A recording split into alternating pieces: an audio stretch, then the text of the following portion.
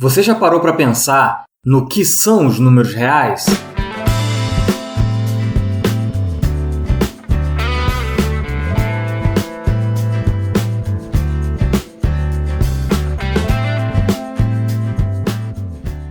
Olá, eu sou Thiago Reis, pesquisador e professor de matemática, e neste vídeo veremos o que são os números reais.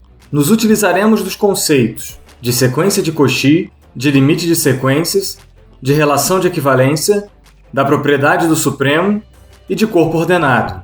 Mais sobre esses assuntos na descrição. O conjunto dos números naturais é formado pelos números 1, 2, 3 e assim sucessivamente. O conjunto dos números inteiros é formado pelos números naturais, pelos opostos aditivos destes e pelo neutro aditivo, mais conhecido como zero. O conjunto dos números racionais é formado por todos os quocientes entre números inteiros, onde o denominador é diferente de zero. Mas o que são os números reais? É claro que também cabem discussões aprofundadas sobre quais são as definições rigorosas dos naturais, dos inteiros e dos racionais. No entanto, neste vídeo trataremos particularmente do conjunto dos números reais. Então, voltando à pergunta, o que é o conjunto dos números reais? Admitindo já estabelecidos somente os números racionais, como definir números reais? Dizer apenas que os números reais são a união dos irracionais aos racionais e que os irracionais são os reais não racionais é uma redundância. A menos que um dos dois conjuntos seja definido antes de forma independente do outro, as duas afirmações anteriores não definem nenhum nem o outro. Existem diferentes maneiras de se definir os números reais a partir dos racionais, via corte de Dedekind, via frações decimais e a que veremos aqui, via sequências.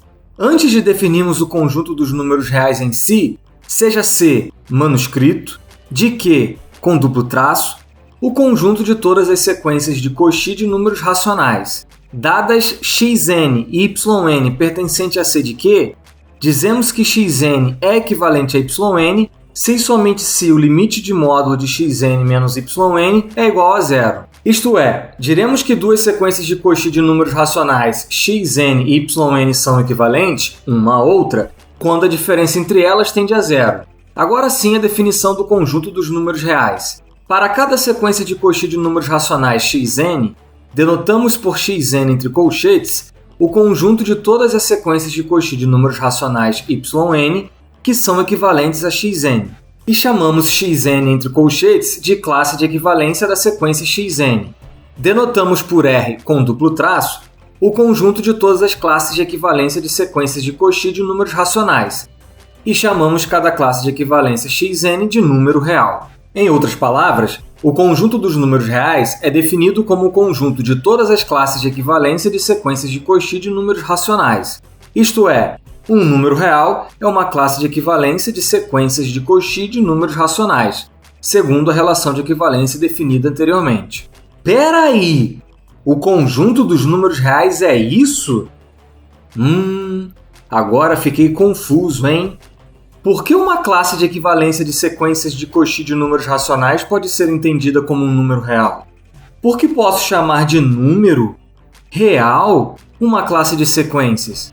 Outro questionamento é, se números reais são classes de equivalência de sequências de Cauchy de números racionais, como pode todo número racional ser um número real? Ora, um número racional não é uma sequência. Um número racional não é uma classe de sequências. Mas uma classe de sequências é um número real. Então, como um número racional pode ser um número real? Tenho ainda outra dúvida. O que motiva definir números reais desta forma? Qual a inspiração para esta definição? Vamos pensar sobre estes questionamentos. Nos colocando no papel de quem tem a tarefa de definir números reais, precisamos estabelecer critérios para decidirmos se o que criamos pode ou não ser chamado de número real. O que o novo conjunto precisa ter para poder ser chamado de conjunto dos números reais? Para ser chamado de conjunto de números, ele precisa ter uma estrutura numérica, isto é, ele precisa ter operações de adição e multiplicação. Queremos ainda que o novo conjunto tenha também uma forma de comparar seus elementos, então o novo conjunto precisa ter também uma relação de ordem. Como queremos que ele seja formado pela união dos irracionais aos racionais, ele precisa conter todos os números racionais. Além disso, estamos criando um conjunto que tem algo novo comparado aos racionais. Então, ele precisa ter o que diferencia o conjunto dos reais do conjunto dos racionais. Ele precisa satisfazer a propriedade do supremo.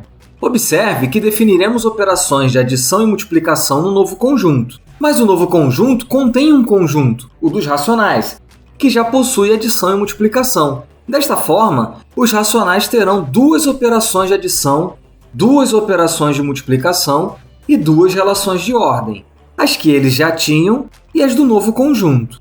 Para que não haja confusão, as novas operações e nova relação precisam manter os resultados antigos quando aplicadas aos números antigos.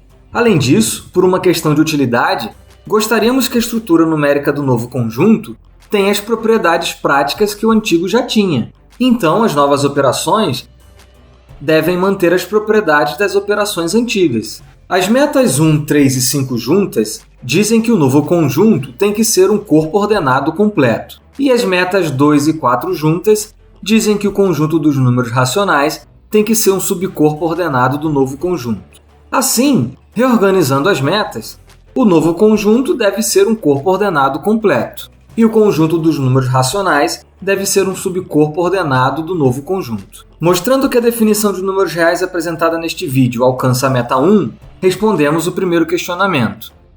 Alcançando a meta 2, respondemos o segundo questionamento. Nos próximos vídeos, responderemos não só o primeiro e o segundo, mas também o terceiro questionamento.